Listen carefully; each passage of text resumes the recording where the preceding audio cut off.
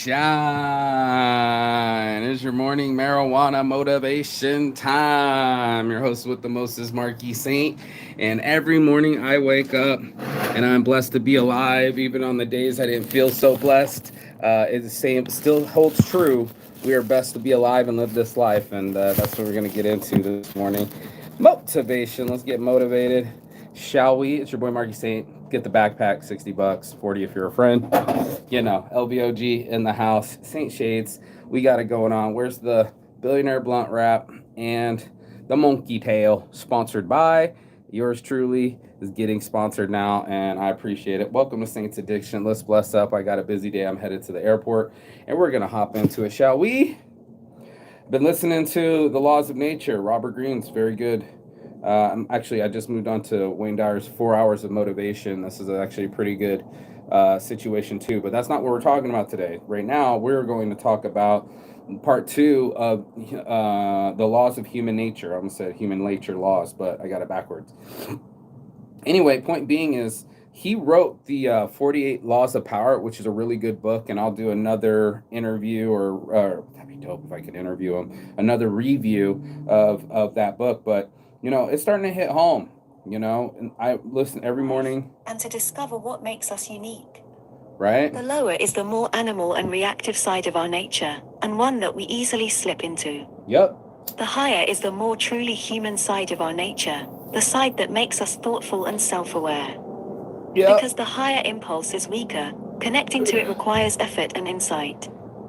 And that's what I wanted to talk to you guys this morning, or whoever is listening, or whoever gets this message, is that I faded off, right? Like I've been such an aggressor my whole life that I've scared everyone off. Any kind of intimate relationships. Even my best friend just broke up with me yesterday. I'm abusive. I'm aggressive. I'm determined. I'm a little too much energy for most people. And as one of my other good friends, best friends, told me, Dominic, he said, Mark, you got to keep it subsurface. You know, I mean, we're talking about higher, lower energies or responses. And most of me, I'm just giving high energy responses, high energy all the time. I'm high energy. And what ended up happening is most people, like, I don't want to be a part of that energy. It's too much for me. It's too much for my senses as a human to absorb all of that stimulus. And I was just like, oh, wow, I didn't realize that you wanted to just stay mundane. I didn't realize that you wanted to keep it simple, stupid. How's the weather? Small talk. Who's your team? What kind of food do you eat? You know, what's a good restaurant? Small, subsurface level stuff. Let's talk about the geopolitical rise of China. Let's talk about abortions. Let's talk about depression. Let's get to the real, and talk about deep subjects. And it turned out I'm just too much energy. As soon as I met my ex, she walked away from me.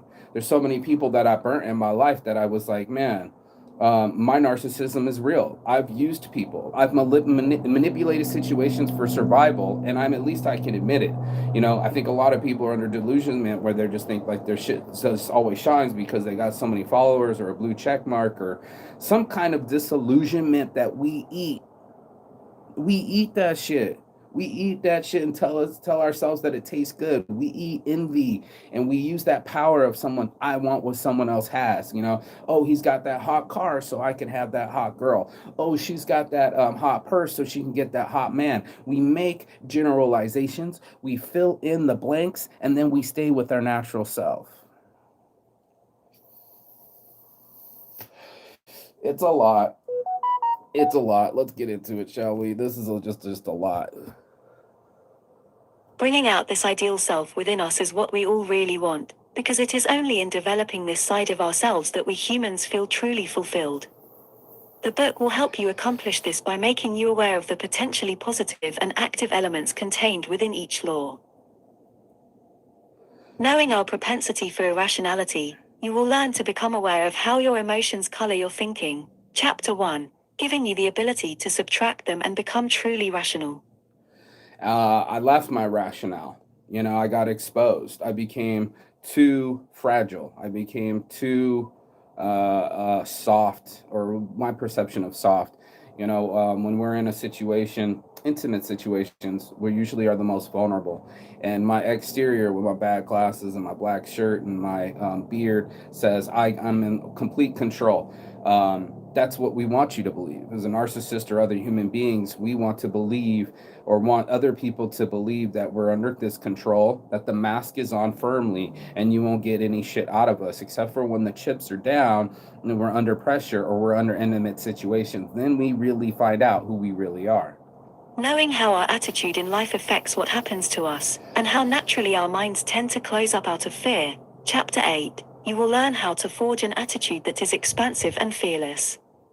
Knowing you have the propensity to compare yourself with others. Chapter 10, you will use this as a spur to excel in society through your superior work. That's another thing that we've been doing in this hyper competitive world and hyper communicated world, or hyper information world. We still are under the influence of very human needs, very human wants, very human habits. We're social creatures, and therefore we're going to be competitive. Therefore, we're going to measure up against other people. We're going to look at other people and what they have and how they attained it. So it's like, well, what do you do for a living? Constant measurements, constant. Okay, well, what do you do and what do I do versus, okay, what can I adjust? How can I compete? How can I get that car? How can I get that girl? Is in essence what he's asking. And if you remember in Leonardo DiCaprio movie Wolf of Wall Street, homeboy did the same thing, right? He was like, show me a paycheck with 5 figures from a month, and I'll quit my job right now. I'll do what you're going to do. And that's what most humans are doing. We lack our own inner purpose, especially narcissists, so we seek it through other people. We're always looking for something external. As long as the external is tightened, the stomach's flattened and the butt's big, we're going to be okay. And we've convinced ourselves of very short-term gratification, when the truth is we're not trying to be okay. We're trying to be peaceful. Mistakes and failures elicit the need to explain. We want to learn the lesson and not repeat the experience. But in truth, we do not like to look too closely at what we did. Our introspection is limited. And that's what I've been expanding, my introspection. I didn't want to just lose a child. I didn't want to just lose a relationship. I didn't want to just lose an opportunity. I wanted to learn from it. Every time I drop the ball, it's Monday. Drop the ball on Sunday, it's looking at the film on Monday. And that's the world that I live in, where what the fuck is this thing doing? Not being helpful. That's what it's doing. It's not being helpful. But anyway, self-examination, I'm huge on. And picking myself apart. You can say it's a daily diary. You can say I'm just talking to myself on the patio. You can say it's all ego, because it is a narcissism thing that I think even people want to even listen to me at all or hear my shit. But it's also perspective, right? When I was doing this, I was like, I'm literally learning from these experts and some strong information of just the human nature and how 400 million years of evolution, we're still pulling the same shit. We still want to be comfortable in crowds. We still want to assimilate to people that get our perspective or believe in the same religion. We do a lot of those things. And like my buddy would say, you got to stay away from all that. When there's no talking about politics, there's no talking about religion, there's no talking about money. You need to keep it subsurface, say subsurface. You're getting too deep. And I'm on the, I can't do fakery. I can't do small talk chit chat. I want to know what you're really about. What's your greatest fear and what's your greatest accomplishment? Our natural response is to blame others, circumstances, or a momentary lapse of judgment. The reason for this bias is that it is often too painful to look at our mistakes. That shame is what's kept me from my growth. It's shameful to sit here and admit, even if you're ambitious and people like me that are very driven, that have run over other people to get to the top so I could get more power, so I wouldn't be powerless as a child to my father. Those things are in us.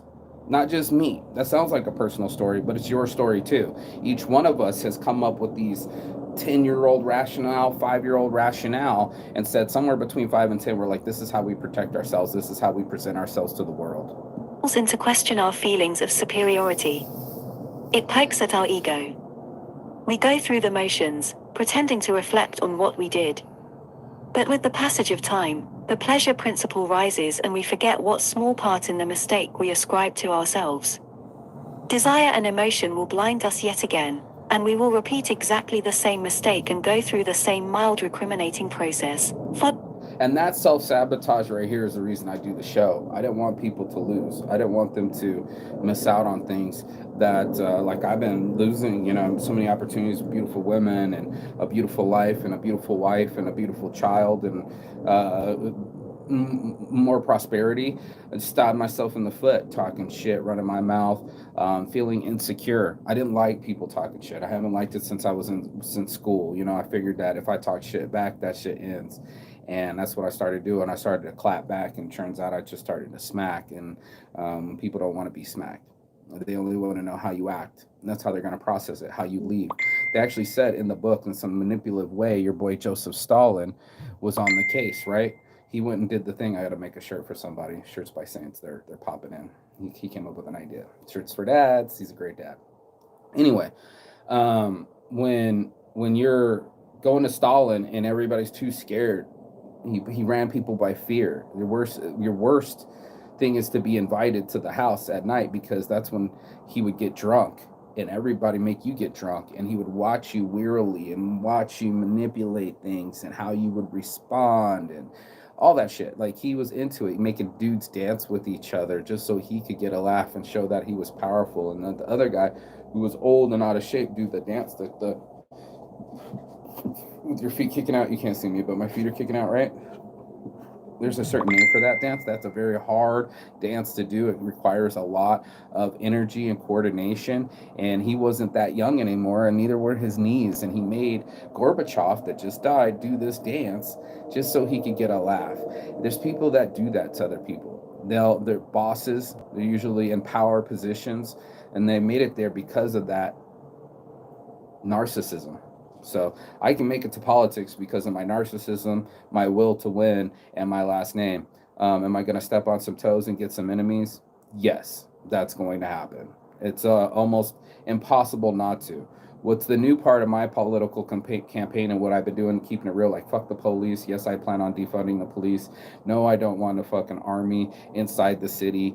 No, I don't want you guys to keep stuffing the prisons full. Yes, we need prison reform. We actually do need rehabilitation. These guys should be practicing meditation. These guys should have gigs that make them some income, so when they leave, they have something to land on and a trade in their mind and in their lives. This is a school education too as well. I don't want you just parked and unsparked. I need you past the GED. I need you in a college that's fully funded by the government. Yes, that's what the other governments are doing. And yes, that's why most people have 6 to 8 weeks paid vacation every year, so they can stay and remain human. To remain as human as possible means that we're going to be frustrated. And what I've been noticing about the message this morning is that that's all in our reaction speed. It's almost like a backhand of tennis, or a jab in boxing. Our reaction speed, driving real quick. Our reaction speed is literally making us say some shit out of our mouths like, what the fuck was that all about? You might not even know your childhood triggered. You might not even know that you got a little buzz from it. And I know for sure I get a certain feeling inside me when confrontation's happening. Literally adrenaline junkie, getting a buzz off of it. Followed by forgetfulness, until we die. If people truly learned from their experience, we would find few mistakes in the world and career paths that ascend ever upward. Superiority bias. I'm different. I'm more rational than others, more ethical as well. Few would say this to people in conversation. It sounds arrogant. But in numerous opinion polls and studies, when asked to compare themselves with others, people generally express a variation of this. It's the equivalent of an optical illusion. We cannot seem to see our faults and irrationalities, only those of others. And that's why I call it Saint's addiction. I had to look at my own faults. I had to take off the glasses and say, hey, Saint, I'm watching you put energy into cocaine and chasing pussy and having a good time, drinking, maxing out life. That's good. Okay, so now you know how to hit the max button. I'm working on maxing out empathy, something that I've never really done before. It was always just about pleasure. And while I chased my pleasure, I ran out of pleasure, ran out of funds, ran out of cocaine, ran out of friends, ran out of energy in that light. You know what I mean? That's the world that I live in. I live in a world where I self-examine myself a little too much, right? And the classic overthinker, or the OCD, or the constantly trying to fix things. The perfectionist. I want everything to match and be okay. The white shoes match the white. It's an OCD. It's also what makes me a designer and a fashion, and do the things that I do, and buy the products that I do, and sell the things that I do. But it also is, you know, it's a facade, man. Before I got here with my new haircut, right? Let me get that in. Before I did this new haircut, right? Your boy Saint was literally shaggy as fuck, dandruff as fuck. I still got bad dandruff right now. My shit stinks. And I wanted to do a show that said it from the start, on my heart from the start, honesty from the jump. I am so fragile, and I remember my ex used to be like, "Oh, you don't want to admit it because you want to be a machismo," and I'm like, "What fucking machismo are you fucking talking about, lady? This is who I am." And that is who I am, facade and all. But on the inside, yeah, I don't like being made fun of. I don't like people being critical of me. I learned that about my narcissism, where I started to defend myself, sometimes irrationally and sometimes physically. I wanted to impose my will. And in my force, I pushed everyone away, and now I'm the only bull in the cage. And I'm not forgetting, I'm admitting. So, for instance, we'll easily believe that those in the other political party do not come to their opinions based on rational principles, but those on our side have done so. On the ethical front, few of us will ever admit that we have resorted to deception or manipulation in our work, or have been clever and strategic in our career advancement. Super admitting it. I put in more work. I just thought if I could outwork everybody, that would give me advancement. The word success used to be all over this, and now it's gone. That's not what's important anymore. It's just what's on the inside, per usual. Now it does say success on the inside again. But what it also says is success is what happens to you when you survived all of your disappointments. The best revenge is massive success. Success is what comes to you after you stop making excuses. I don't want revenge. Straight up. I don't want revenge. I have no revenge to get. I'm done flexing on people. I'm done trying to outshine people, and I've traveled more places, and I speak more languages, and I got more brands than you.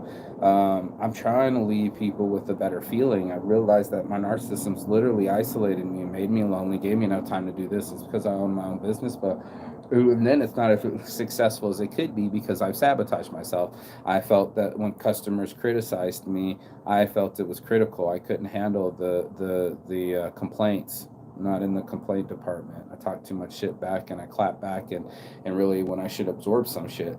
I didn't want to take my ass whoopings anymore. I got beat as a kid, and when you're assaulted or feel assaulted or anxiety happens, you put the halt on things, and that's all of us. And then that's what I've been doing, forcing on people, confusing people, talking faster, making them react faster, giving them anxiety. And that's what my best friend told me, and I'm admitting it, not forgetting it. Everything we've got, or so we think, comes from natural talent and hard work. But with other people, we are quick to ascribe to them all kinds of Machiavellian tactics. This allows us to justify whatever we do, no matter the results. We feel a tremendous pull to imagine ourselves as rational, decent, and ethical. These are qualities highly promoted in the culture. To show signs otherwise is to risk great disapproval. If all of this were true, if people were rational and morally superior, the world would be suffused with goodness and peace. We know, however, the reality, and so some people, perhaps all of us, are merely deceiving ourselves. Rationality and ethical qualities must be achieved through awareness and effort. And that brings up the Will Smith slap. You know, I just called it that, but when you are really exposed, he didn't like him being critical of her, and he responded violently. Most of us are shocked that he They even do showed not come his naturally. audacity. They come through a maturation process. And the Machiavellian games that everybody's playing. So yeah, they're all superstars, but they need to be near each other because they all need the same attention. They're all right there in front of the camera. If you're going to be here in front of the camera, so will I. My ego will show up, so will you. I'll show up at the bar where everybody knows my name. Hi, it's Cheers. Hi, it's drugs. Hi, it's Trap House. Hi, it's methamphetamines. Hi, it's the high that we're all seeking. Step 2. Beware the inflaming factors. Low-grade emotions continually affect our thinking, and they originate from our own impulses, for instance, the desire for pleasing and comforting thoughts. High-grade emotion, however, comes at certain moments, reaches an explosive pitch, and is generally sparked by something external, a person who gets under our skin, or particular circumstances. The level of arousal is higher and our attention is captured completely. The more we think about the emotion, the stronger it gets, which makes us focus even more on it, and so on and so forth. Like a buzz, bro. Our minds tunnel into the emotion, and everything reminds us of our anger or excitement. And I couldn't stop thinking about it. If you don't remember, a week ago or whatever, I did the show and I talked about obsessive thoughts and just not being able to let them go. And if anybody knew how, please let me know. Become reactive. Because we are unable to bear the tension this brings, high-grade emotion usually culminates in some rash action with disastrous consequences. In the middle of such an attack, we feel possessed, as if a demon's taken over us. I'm going to finish her sentence for us, but this is me swearing on a stock of Bibles. That's what it felt like. And maybe because I did the ayahuasca week before and I can't give myself any excuses, but man, I was battling and I remember my mom can't stop me. Nobody can stop me. second, limbic self has taken over. That lizard brain, limbic. It is best to be aware of these factors so that you can stop the mind from tunneling and prevent the releasing action that you will always come to regret. I regret the You fuck should out of also that. be aware of It changed my high-grade life. It irrationality killed in my others, child. to either get out of their way or help bring them back to reality. Trigger points from early childhood. In early childhood, we were at our most sensitive I'm and vulnerable. exposed. No matter how tough the exterior, how cool the beard, I'm exposed. I'm just like you. It's just my childhood. I was around violence. I responded violently. It's embarrassing because now I don't even have my best friend. I got violent with him. I'm too handsy. Been too violent. I've scared people away. Both my ego, bringing it all about me, keeping the conversation about me, still in the limelight and microphone on a regular basis, and therefore nobody wants to be around me. Our relationship to our parents had a much greater impact on us the further back in time we go. The same could be said for any early powerful experience. These vulnerabilities and wounds remain buried deep within our minds. Or so we think, you know what I mean? We think that it's buried deep, but that's not the case at all. What ended up happening is it came right up to the surface, and I actually had an out-of-body experience where I felt like my father. Sometimes we try to repress the memory of these influences, And I wouldn't, the repressed memory is, my father being on top of my mother, like choking her. So, on the phone with 911, does he have a weapon? Remember it. Happen to be negative, great fears or humiliations. It's also humiliating to know that I've been handsy with other girls too. I've never really beat anybody. My dad would hit and punch, and it's easy to put blame on him. I've, rammed a cart in the back of my girlfriend's heel. I don't feel good about that. I definitely have punched and beaten my siblings. They don't even talk to me. And if I wasn't trying to rip my pregnant girlfriend out of the car, I'd still have a baby. Sometimes, however, they are associated with positive emotions, experiences of love and attention that we continually want to relive. So that's another record choosing, almost like I just want to feel good, listen to the song over and over and over again, go to this memory over and over again, elicit those feelings, get them. That's what we do. We'll be like, yo, give that to me. Let me feel a certain type of way. I'm here to say that that's unfortunate because it's not just all pleasure. There is some pain. And mitigating the pain is something that we're all trying to do. It's almost like a security system. We think that's going to stop the harm intruder. No, you just saw them. You haven't even caught them. You just saw them. And you're still working 9 to 5, you bitch. Later in life, a person or event will trigger a memory of this positive or negative experience, and with it a release of powerful chemicals or hormones associated with the memory. Ooh, make you horny. Take, for example, a young man who had a distant, narcissistic mother.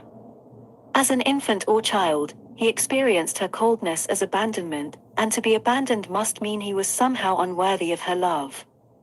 Or similarly, a new sibling on the scene caused his mother to give him much less attention, which he... And all of us are on this spectrum. It's not just if you're oldest, youngest, middle child, none of that matters. It's just our reactions to the situations. It's the way we processed it, get from 5 to 10. What got into our cerebellum and what locked into our brain and how we react. And even if I've been doing this show for fucking 10 years, I still didn't equally react the way experienced as abandonment. it superseded all Later that. in life, in a relationship, a woman might hint at disapproval of some trait or action of his, all of which is part of a healthy relationship. And I really didn't like that she was chin checking me all the time. You know what I mean? I didn't like the criticisms. I didn't like her saying that I was wrinkly or that I was a bachelor or that I was a felon. It's all true. I am a bachelor. I am a felon, and I do have wrinkles. My point was I didn't feel like I was that wrinkly. I've always had it this way, but I don't see it that way. I thought I was doing pretty good for my age, 42. But I didn't like my lover saying negative things about me. I don't even like my friends saying negative things about me. It's almost like a cold snap. People, again, Joseph Stalin, I didn't get to finish, but mom was cold to him. Dad died young. He hardened himself. He manipulated himself. When he was first trying to get to know people, he had everybody. When they would come to meet him, he would always leave touching them and saying something personal, so they had a bond with him. You know what I'm saying? Like he always, when they were talking, stared at him deep with black coal eyes and pretend like it was the only thing that he was listening to. It's almost like the cold calculations of your boy, not Rothschild, Rockefeller. Rockefeller was a calculating motherfucker. He was a stone cold killer. And it was the only thing that was in his life. It obsessed him and he was not happy. This will hit a trigger point. She is noticing his flaws, which, he imagines, precedes her abandonment of him. Yep. He feels a powerful rush of emotion, a sense of imminent betrayal. Yep. He does not see the source of this. It is beyond his control. Yep. Out of my He control. overreacts, accuses, withdraws, Totally. all of which leads to the very thing he feared, abandonment. His reaction was to some reflection in his mind, not to the reality. This is the height of irrationality. I can't believe I was that irrational. The way to recognize this in yourself and in others is by noticing behavior that is suddenly childish in its intensity and seemingly out of character. I haven't acted that way. This could center on any key emotion. It could be fear of losing control, of failure. Lose my control, failure. In this case, we react by withdrawing from the situation and the presence of others, like a child curling up into a ball. Sometimes a sudden illness, brought on by the intense fear, will conveniently cause us to have to leave the scene. It could be love, desperately searching to recreate a close parental or sibling relationship in the present, triggered by someone who vaguely reminds us of the lost paradise. It could be extreme mistrust, originating from an authority figure in early childhood who disappointed or betrayed us, generally the father. This often triggers a sudden rebellious attitude. The great danger here is that in misreading the present and reacting to something in the past, we create conflict, disappointments, and mistrust that only strengthen the wound. In some ways, we are programmed to repeat the early experience in the present. Our only defense is awareness as it is happening. We can recognize a trigger awareness as it's happening point by the experience of emotions that are unusually primal, more uncontrollable than normal. So the high point of this, and I've got to get out the show. I got to get to the airport, but that's my 30 minutes of your time. You know, I want you to do something with your time. I challenge you to just be in the game and make something a reality. Challenge your thoughts. Challenge these primal instincts. Be aware of yourself. Challenge yourself to do something different every day. Challenge yourself to be self-critical and notice your primal instincts. Notice the times you've butted head with people. Do yourself a favor and be sure to be the one that likes, shares, and subscribes, so that way we can all kind of comment below and get off on the sauce. Like I said, it's the Law of Humanity, part 1 and 2. And I got another message, so everybody can see that part right there. Part 1, 2, and 3. Get yourself your time to learn. On my heart from Starch Boy Mark Saint, peace and love, and as always, Chigathon. That means goodbye, but not forever and fiendish. And I will see you on the other side as soon as you like, share, and subscribe. LVOG at the Las Vegas Original, baby. Saint Shades, I'm out.